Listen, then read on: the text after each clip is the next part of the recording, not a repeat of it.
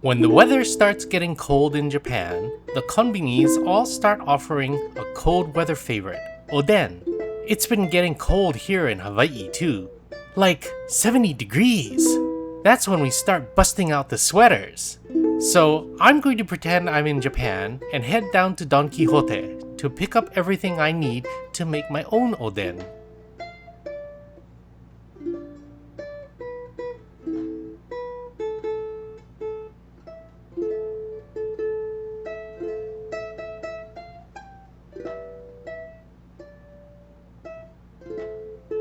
You've heard me talk about my mom's best friend, Mrs. K, a lot. She was the nicest little old Japanese lady. And when I was a kid, she and my mom would gallivant around the world together. On more than one occasion, my mom would take her to China, and she would take my mom to Japan in return. It was during these trips that my mom learned how to make oden, and came home and cooked it for me as a kid. We actually don't have that many restaurants in Hawaii that serve oden, so I always think of this as my mom's dish.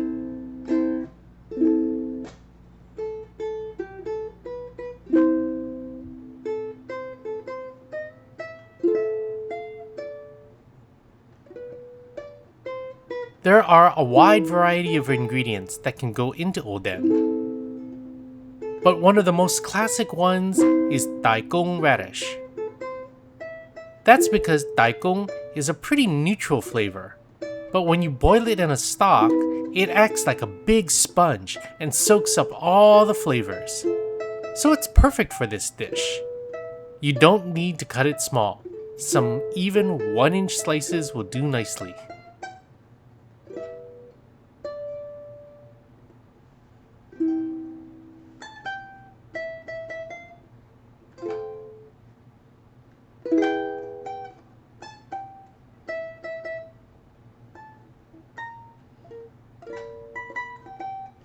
So what is the stock that it's supposed to be soaking up? We're gonna start with the most fundamental Japanese broth, a Shoyu dashi stock. To make this taste right, you need to use a good Japanese shoyu like Kikkoman, not Chinese siyao or even aloha shoyu. 1 cup should do nicely. Its counterpart, dashi, is made by steeping kombu, seaweed, and katsuobushi, dried bonito fish. I would make my own dashi, but I've always thought of oden as a simple, convenient dish. The kind of thing you pick up at 7-Eleven or Lawson's. So a couple of spoons of dried HonDashi will do the trick nicely. Besides shoyu and dashi, the flavor of the soup comes from whatever other ingredients you add to it, like chicken balls or beef skewers. In my case, I'm going to amp up the seafood flavor even more with different kinds of fish cake. In Hawaii, we see the classic red and white Kamaboko fish cake all the time in saimin, somen salad, and other dishes. But rather than the half-moon shaped Kamaboko, I'm going to use the swirl-shaped Uzumaki. Chikuwa is another type of fish cake. This one cooked around a metal skewer, so it resembles a piece of bamboo. I'm going to cut them up to look like rings.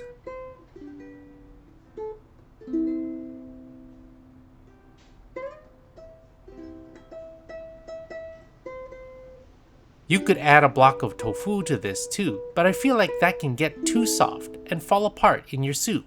But if you get Atsugage or deep fried tofu, the fried skin will both hold the tofu together and give it a more interesting texture.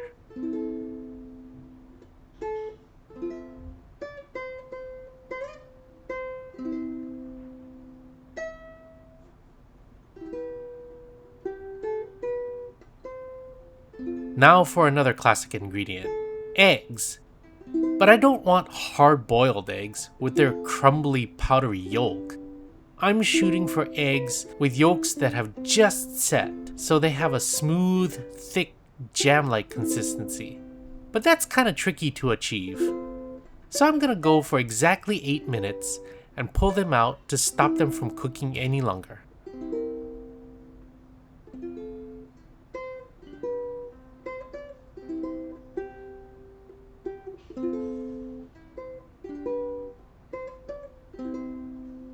Be sure to cool the eggs in cold water to stop them from overcooking and making them easier to peel. Now I'm going to add a third type of fish cake, Gobo Maki. Gobo is Japanese burdock root, a crunchy carrot-like root. So the little bits of it inside this fish cake will add a crunchy texture, like the little bits of peanut in chunky peanut butter. Now for my favorite ingredient, Arabiki sausage. Arabiki means coarse ground, so this sausage has such a nice snap to the texture, kind of like a Japanese version of Lil Smokies. As I mentioned, there's a wide variety of other ingredients that can go into oden. My mom always liked to put in konnyaku, a tasteless gray, very firm, chewy jello-like square made from yam. My mom always liked it, but honestly I never cared for the texture, so I'm not putting it in mine. But there are all different sorts of ingredients you can throw in the pot. Every region, every restaurant can have their own set. The combinations are almost endless. But this is my oden, with my favorite ingredients. Sometimes peeling eggs isn't too bad. The membrane between the yolk and the shell will just slip right off. But this time, the shell would stick to the white and would break in little bits rather than nice pieces. And I got little pock marks all around my eggs. Just let all of the ingredients simmer for a bit. When you buy them from the conbini, they're actually sitting in the broth all day long. But if you just want a fast and easy dish, 15 minutes is fine. And that's it! My mom's oden. Well, really my oden, cause it's my favorite ingredients. In Japan, when you go to the conbini, they just have big pans with all the different ingredients sitting in the broth. You pick which ingredients you want and toss them in a cup. You can also take a skewer and just skewer up a stack of the ingredients to eat on the go. But my mom always went with a more elegant serving in a nice dish.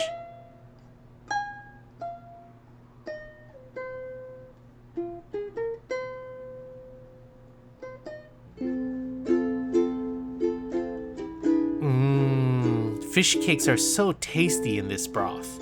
They've absorbed the broth like a sponge, so biting into them is so juicy.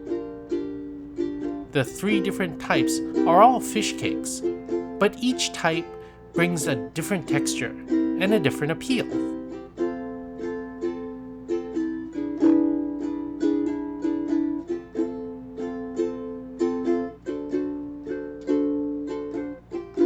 In Japan, you also pay by the piece, so getting to eat as much as you want at home is much more luxurious.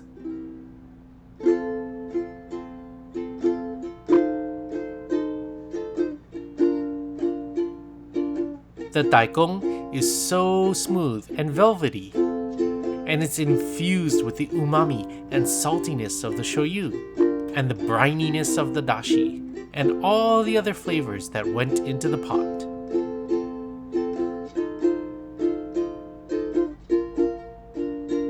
Tofu is my son's favorite, and it adds yet another different texture. The different ingredients make it so much fun.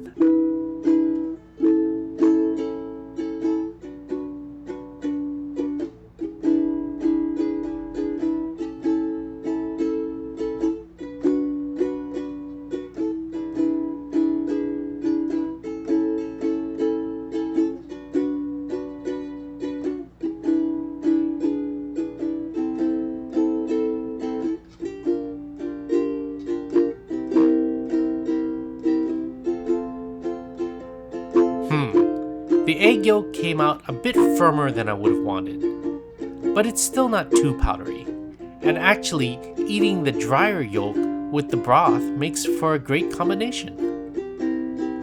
But my favorite is still that Arabiki sausage.